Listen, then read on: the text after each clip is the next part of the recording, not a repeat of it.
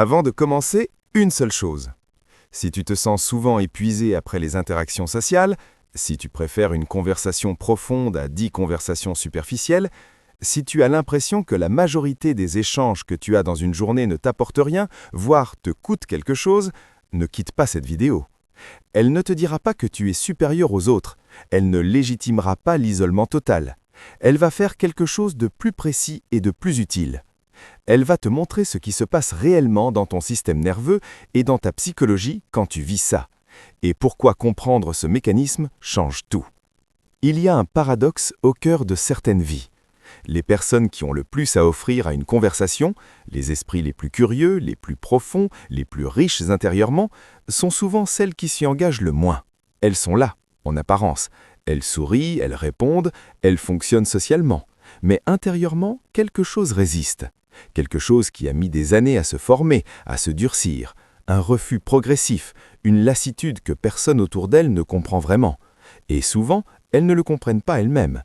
Elles savent que les dîners mondains les épuisent, que les conversations vides leur coûtent quelque chose, que la présence de certaines personnes les laisse moins bien qu'elles n'étaient avant. Mais elles ne savent pas toujours pourquoi. Aujourd'hui, je vais répondre à ce pourquoi, avec précision, avec des données et avec la philosophie stoïcienne qui, il y a 2000 ans, avait déjà formulé les réponses que les neurosciences mettent aujourd'hui des décennies à documenter. La recherche, ce que la science dit vraiment.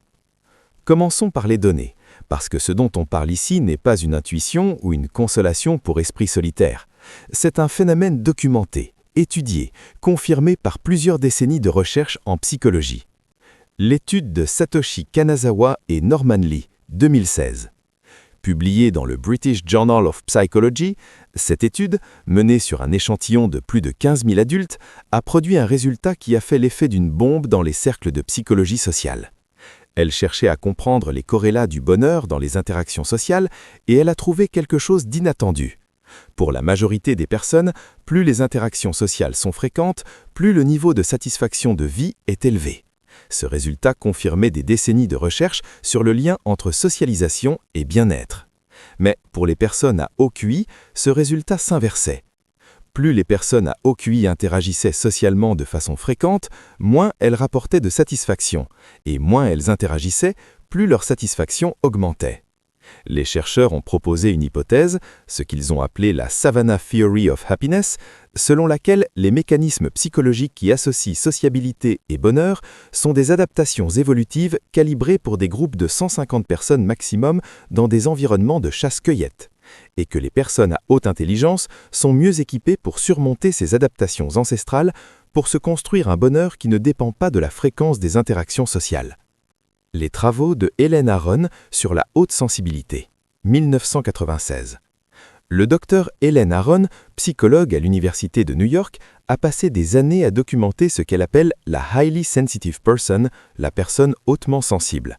Une configuration neurologique présente chez environ 15 à 20% de la population, caractérisée par un traitement plus profond des stimulations, une plus grande sensibilité aux nuances de l'environnement et une susceptibilité accrue à l'hyperstimulation. Les personnes hautement sensibles traitent plus d'informations par unité de temps. Elles remarquent plus, elles connectent plus, et précisément parce qu'elles traitent plus, elles saturent plus vite dans des environnements à forte stimulation sociale. Une foule, un cocktail bruyant, une conversation superficielle où les mots sont nombreux mais le contenu rare. Ces environnements, pour une personne hautement sensible, sont cognitivement épuisants d'une façon que les personnes moins sensibles ne ressentent pas et ont du mal à imaginer. Ce n'est pas de la fragilité, c'est une différence de traitement neurologique. Les recherches sur la tolérance à la frustration sociale, Baumeister et al., 2005, Roy Baumeister, professeur à l'Université du Queensland, l'un des psychologues sociaux les plus cités du monde, a documenté quelque chose de précis dans ses recherches sur la régulation émotionnelle et le rejet social. L'exclusion sociale, même légère, même symbolique, active dans le cerveau les mêmes zones que la douleur physique. Ce résultat est maintenant solidement établi par l'imagerie cérébrale. Mais Baumeister et ses collègues ont identifié une variation importante. Les personnes qui avaient développé une intelligence émotionnelle et interpersonnelle élevée montraient des patterns différents de réponse à l'exclusion. Plutôt que d'adapter leur comportement pour chercher la réinclusion, comme le font la majorité des gens, elles avaient tendance à réévaluer la valeur de l'inclusion elle-même. En d'autres termes, elles choisissaient de ne plus vouloir ce qui les excluait. C'est un mécanisme de protection sophistiqué. Et c'est l'une des racines psychologiques du retrait social chez les esprits les plus développés. Épictète, qui avait vécu l'exclusion sociale la plus radicale possible, celle de l'esclave, formulait ce mécanisme de réévaluation avec une clarté qui anticipe Baumeister de 20 siècles. Ce qui ne dépend pas de nous n'a de pouvoir sur nous que le pouvoir que nous lui accordons. Le regard des autres n'a de prix que celui que tu lui fixes. Les 5 mécanismes psychologiques du retrait. Maintenant que nous avons posé les bases scientifiques, entrons dans les mécanismes précis. Les 5 processus psychologiques qui, combinés, expliquent pourquoi certains esprits se retirent progressivement de la vie sociale ordinaire. Mécanisme 1. La dissonance cognitive chronique. Les personnes à haute intelligence intellectuelle ont souvent développé des systèmes de valeurs et de croyances élaborés, basés sur des années de réflexion, de lecture, d'observation. Ces systèmes sont précis, nuancés et souvent en contradiction avec les croyances communes de leur environnement social. Léon Festinger, le théoricien de la dissonance cognitive, avait documenté dans les années 1950 à quel point maintenir 2 croyances contradictoires génère un état de tension psychologique intense. Ce qu'il n'avait pas aussi explicitement documenté, mais que la recherche ultérieure a confirmé, c'est que maintenir sa propre vision du monde, en présence constante de visions radicalement différentes et moins développées, génère le même type de tension. Ce n'est pas du mépris, c'est de l'inconfort. L'inconfort de quelqu'un qui doit constamment naviguer entre ce qu'il pense vraiment et ce que les codes sociaux lui demandent d'exprimer. Et cet inconfort, à force, épuise. Mécanisme 2. La surcharge sensorielle et cognitive. Nous avons évoqué les travaux d'Elaine Aron, mais le phénomène va au-delà de la haute sensibilité au sens strict. Les personnes à haut potentiel intellectuel traitent l'environnement social avec une densité d'analyse qui est en elle-même épuisante. Elles ne se contentent pas de suivre le fil d'une conversation, elles analysent simultanément les sous-textes, les dynamiques de groupe, les non-dits, les intentions implicites, les contradictions entre ce qui est dit et ce qui est montré.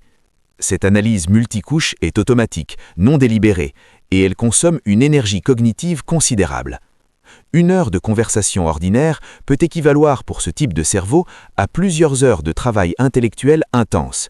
Et au bout de la journée, l'épuisement n'est pas de la paresse sociale, c'est de la vraie fatigue neurologique. Mécanisme 3. Le décalage de vitesse intellectuelle. Les personnes à haut potentiel pensent différemment, pas seulement plus vite, mais avec une plus grande capacité à maintenir plusieurs niveaux d'abstraction simultanément, à connecter des domaines distants, à anticiper les conclusions avant qu'elles soient formulées. Ce décalage de vitesse crée une expérience sociale particulière. Dans une conversation, elles sont souvent plusieurs étapes devant leur interlocuteur. Elles voient où la discussion va avant qu'elle y soit. Elles ont déjà considéré et écarté les objections que l'autre est en train de formuler. Elles s'ennuient, non pas par arrogance, mais par différence de rythme. Et cet ennui chronique dans les interactions intellectuellement peu stimulantes, est l'une des expériences les plus difficiles à vivre et les moins socialement avouables. Difficile à vivre parce qu'il est constant. Peu avouable parce qu'il ressemble à de l'arrogance de l'extérieur, alors qu'il est en réalité une forme de souffrance. Mécanisme 4. L'hypersensibilité à l'authenticité. Plusieurs études sur la psychologie des personnes à haut potentiel, notamment les travaux de Casimir Dabrowski sur les surexcitabilités et les recherches de Miraka Gross sur les enfants surdoués, montrent une sensibilité accrue à l'authenticité des interactions. Ces personnes détectent instinctivement la superficialité. Elles perçoivent le jeu social derrière les politesses, les performances derrière les amitiés, les intérêts derrière les bienveillances apparentes. Et cette perception, même quand elle est inexacte, même quand elle amplifie ce qui est là, crée une difficulté à s'engager pleinement dans des interactions qu'elles vivent comme non sincères. Le paradoxe est que cette hypersensibilité à l'authenticité peut créer exactement ce qu'elle cherche à éviter, des relations plus superficielles parce que l'engagement profond est bloqué par la méfiance envers la superficialité. Mécanisme 5. Le coût de la traduction. Ce cinquième mécanisme est peut-être le moins documenté scientifiquement, mais le plus universellement reconnu par les personnes qui le vivent. Communiquer avec des personnes qui ne pensent pas de la même façon demande un effort de traduction constant. Pas une traduction linguistique, une traduction conceptuelle. Simplifier les idées complexes, éviter les références qui ne seront pas comprises, calibrer la profondeur de chaque échange pour qu'il soit accessible sans être condescendant. Ce travail de traduction, quand il est rare, il est enrichissant. Quand il est permanent, il est épuisant. Et quand la quasi-totalité des interactions quotidiennes exige ce travail de traduction, le retrait devient non pas un choix philosophique, mais une nécessité de survie psychologique. Marc Aurèle, qui devait constamment traduire sa vision du monde pour une cour impériale dont les préoccupations étaient radicalement différentes des siennes, notait avec une lucidité sobre « Lorsque tu te lèves le matin, rappelle-toi que tu vas rencontrer des gens arrogants, ingrats, violents, perfides, envieux. Mais ils sont ce qu'ils sont par ignorance du bien et du mal. Moi qui ai vu la nature du bien, je ne peux pas leur en vouloir ni leur nuire. Pas de mépris, de l'acceptation et une conscience claire de la distance. Les trois types de retrait, lequel est sain, lequel est dangereux. Il faut ici faire une distinction que beaucoup de personnes qui se retrouvent dans ce portrait ne font pas. Il existe trois types de retraits sociaux distincts, avec des mécanismes, des causes et des conséquences radicalement différents. Type 1. Le retrait réactif. C'est le retrait qui suit une blessure, un rejet, une humiliation, une trahison. Ce retrait est une réponse défensive à une menace perçue. Il est automatique, douloureux et souvent accompagné de rumination et de ressentiment. Ce type de retrait n'est pas ce dont nous parlons. Et s'il est le vôtre, il mérite une attention différente, peut-être une aide extérieure. Type 2. Le retrait évitant. C'est le retrait de quelqu'un qui fuit une anxiété sociale non résolue. Il ne choisit pas la solitude, il la subit. Il préférerait avoir des connexions profondes, mais il n'y arrive pas. Et il justifie parfois ce retrait par une intellectualisation. Les gens sont superficiels, personne ne me comprend, qui masque en réalité une difficulté relationnelle plus profonde. Ce type de retrait non plus n'est pas sain. Il maintient dans une souffrance qui mérite d'être adressée. Type 3. Le retrait délibéré. C'est le retrait de Sénèque, Marc Aurèle et Épictète parlaient. C'est le retrait de quelqu'un qui a suffisamment de connexions profondes pour ne pas souffrir de la solitude, qui choisit consciemment de limiter ses interactions superficielles, non pas par peur, mais par discernement, qui préfère la qualité à la quantité, et qui vit dans cet espace restreint mais riche, avec une plénitude que les personnes à vie sociale intense ne comprennent souvent pas. Ce type de retrait est non seulement sain, il est, selon les stoïciens, une forme de sagesse. Sénèque formulait cette distinction avec une précision qui résiste à 2000 ans. Recede inte ipse quantum potes, et cum is versare quite meioram factori sunt.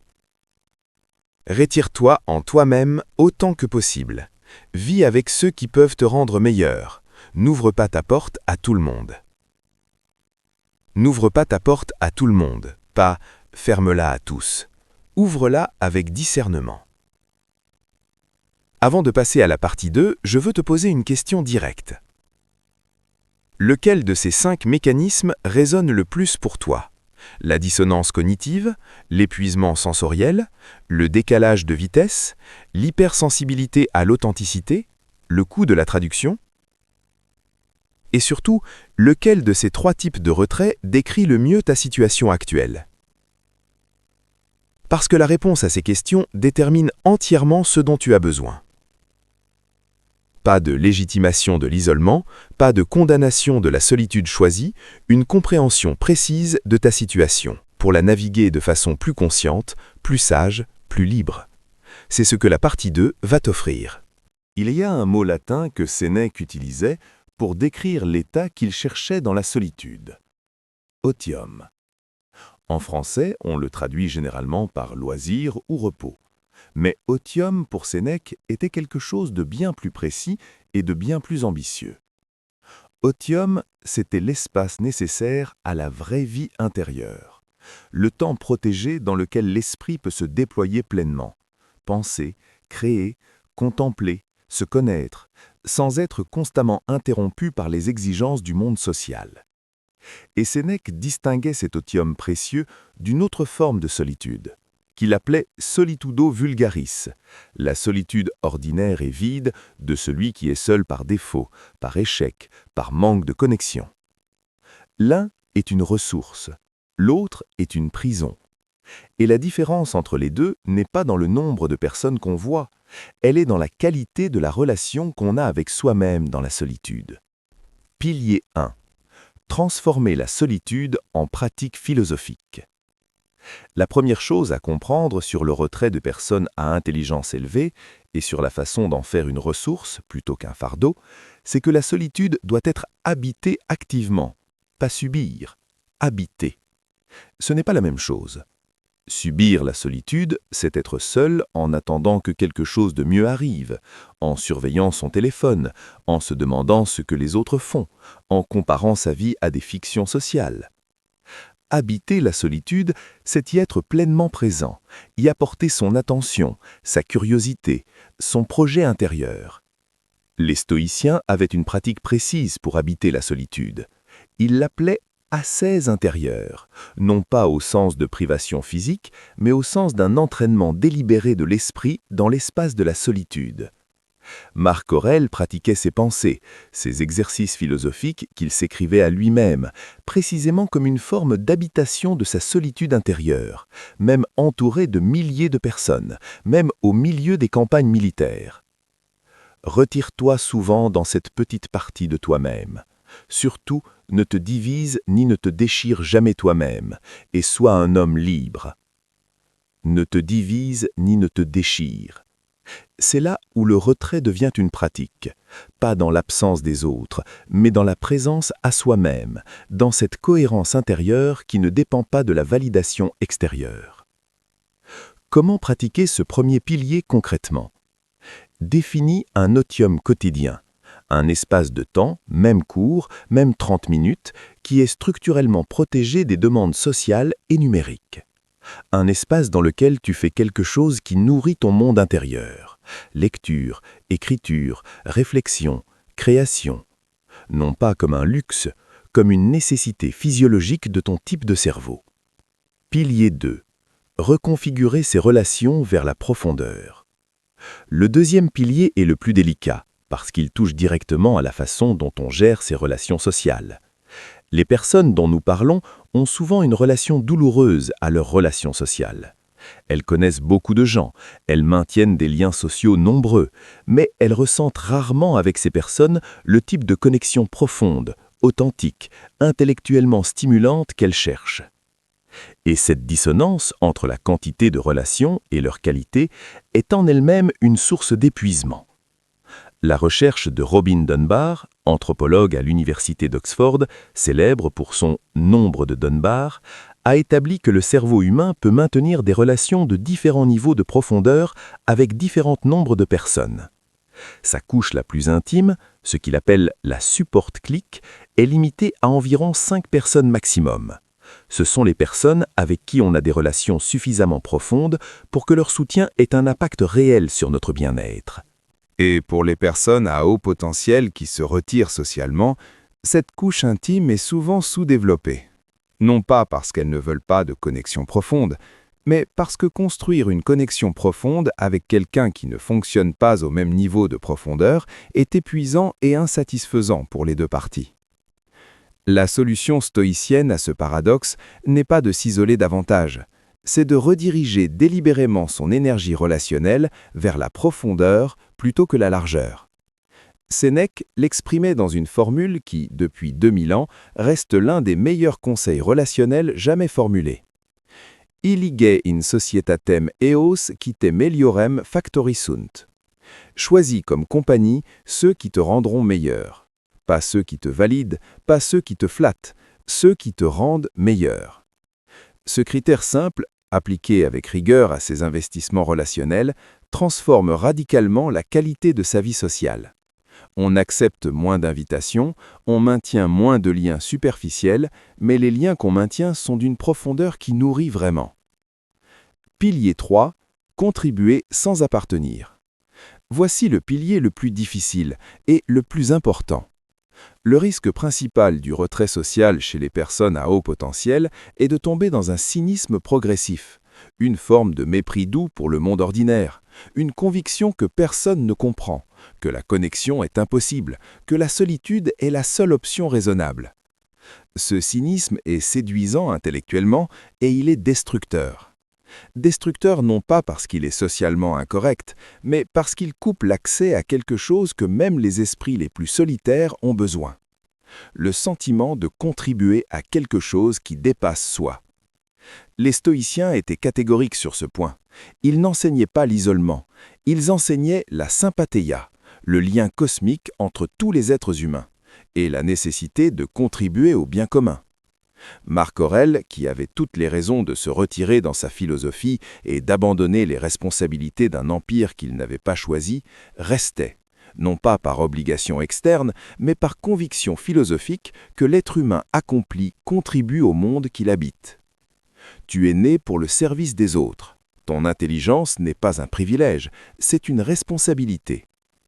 Ton intelligence n'est pas un privilège, c'est une responsabilité. Et cette responsabilité, ce pont entre le retrait choisi et la contribution délibérée, est peut-être la solution la plus élégante au paradoxe de l'esprit qui se retire. On peut vivre avec peu de relations sociales, on peut protéger son otium avec rigueur, on peut refuser les interactions superficielles sans culpabilité, mais contribuer, créer, enseigner, servir, partager, à travers les canaux qui ne demandent pas de sacrifier sa profondeur. L'écriture, la création, l'enseignement, la recherche, le mentorat de personnes qui cherchent vraiment, ces formes de contribution permettent de rester connecté au monde humain, de ne pas se couper de la sympatheia stoïcienne sans le coût épuisant des interactions sociales ordinaires. Les 4 pratiques pour habiter le retrait comme une sagesse. Pratique 1, l'audit relationnel annuel. Une fois par an, passe en revue tes relations. Non pas pour les juger ou les noter, mais pour voir clairement lesquelles te rendent vraiment meilleur, lesquelles te nourrissent, lesquelles te coûtent plus qu'elles ne t'apportent. Et sur la base de cet audit, prends des décisions délibérées sur où investir ton énergie relationnelle dans l'année à venir. Pas de drama, pas de rupture spectaculaire, juste une réorientation lente, progressive, consciente. Pratique 2, le rituel de l'otium protégé. Définis chaque semaine un espace de temps, idéalement quotidien, qui est structurellement protégé. Pas de téléphone, pas d'obligation sociale, pas de consommation passive. Juste toi et ce qui nourrit ton monde intérieur. Et traite cet espace comme tu traiterais une réunion importante, inviolable, non négociable. Pratique 3, trouver ta tribu. Ce n'est pas un appel à forcer des amitiés, c'est une invitation à chercher délibérément les espaces, physiques ou numériques, où se rassemblent des personnes qui fonctionnent à un niveau de profondeur compatible avec le tien.